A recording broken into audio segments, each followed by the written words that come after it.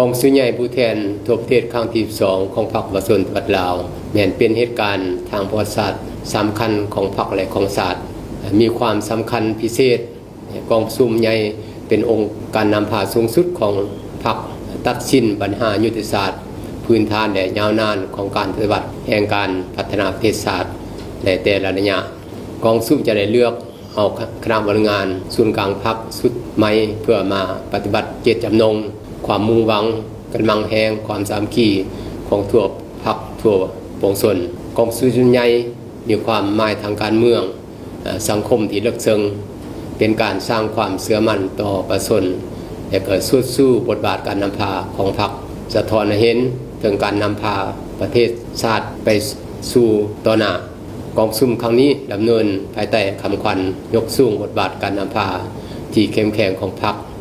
ตั้งหน้าสร้างเศรษฐกิจเอกราชเป็นเจ้าตนเองสืบต่อบูรณะระบอบประชาธิปไตยประชาชนให้นักแน่นก้าวขึ้นสู่สังคมนิยมกองซุ่มในครั้งนี้จะได้ค้นคว้าพิจารณารับเอาเอกสารสำคัญห่างโครงการการเมืองฉบับที่3ของพรรคห่างรายงานการเมืองคณะบริหารศูนย์กลางพรรคสมัยที่11ห่างแผนพัฒนาสิทธิสังคมแห่งชาติ5 ปีครั้งที่10 2026-2030ห่างกฎระเบียบพรรคประชาชนเดือดราวสมัยที่12และก็เอกสารสำคัญอื่นๆบรรดาเอกสารสำคัญดังกล่าวแม้นเป็นบรรณากำหนดแนวทางการเมืองและแนวทางการจัดตั้งปฏิบัติของพรรคในซุมปีต่อหน้าอย่างมีวิทยาศาสตร์และก็แทนกับสภาพความเป็นจริงของสปลาวในปัจจุบันและอนาคตกองซุ่มใหญ่ยังจะได้ดำเนินการเลือกตั้งเอาคณะทำงานศูนย์กลางพรรคสมัยที่12ที่เป็นองค์การนำพาสูงสุดของพรรคเพื่อแบกรับภาระหน้าที่อันหนักหน่วงที่พรรคก็คือประชาชนได้มอบหมายให้ใน5 ปีต่อหน้ากองซุ่มใหญ่แต่ละครั้งเบื้องรวม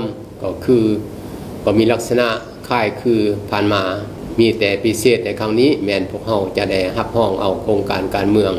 ฉบับที่3ของพรรคภายหลัง50 ปี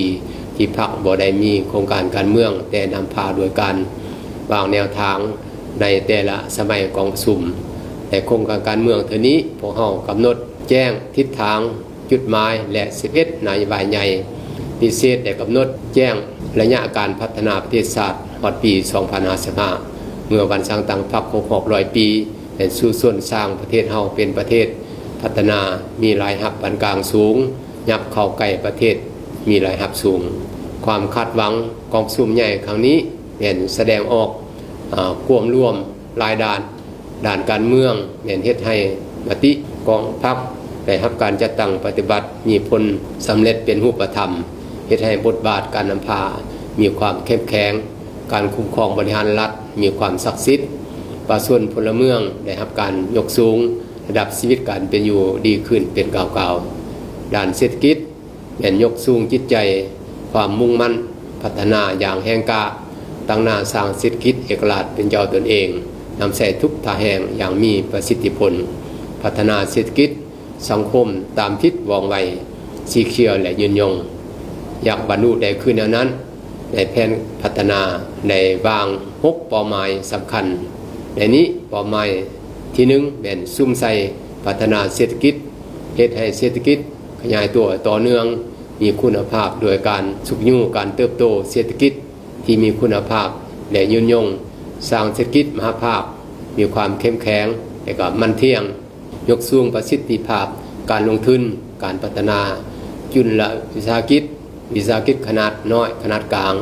ไปสู่คุณภาพใหม่อย่างแข็งแรงพัฒนาวิสาหกิจของรัฐเศรษฐกิจรวมหมู่ของประชาชนให้มีประสิทธิผลสูงนอกจากนั้นพวกเราจะได้ซุ่มใส่จำนวนหนึ่งเติมอีกเป็นต้นในการพัฒนาทรัพยากรมนุษย์ให้มีคุณภาพสูงผู้นำใส่เทคโนโลยีที่ทันสมัยปรับปรุงชีวิตการเป็นอยู่ของประชาชนให้ดีขึ้นตัวเมืองและชนบทได้รับการพัฒนาอย่างสมคู่แล้วก็ความทุกข์ยากของประชาชนได้ลดลงเทื่อละกาว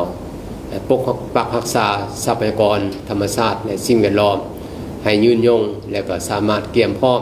รับมือกับการเปลี่ยนแปลงของดินฟ้าอากาศและภัยพิบัติต่างๆเชื่อมจอดกับภาคพื้นและสากลอย่างกว้างขวางและมีประสิทธิผลคุ้มครองบริหารรัฐให้มีประสิทธิภาพ มุ่งหวังทั้งหมดนี้แสดงออกถึงมาจิตปฏิบัติความหวังความคองคอยของทั่วพรรคในการพัฒนาประเทศชาติให้เป็นรูปธรรมสร้างพื้นฐานอันหนักแน่นในแก่การสร้างปฐมปัจจัยก้าวขึ้นสู่เสาจมนิยมของประเทศเฮา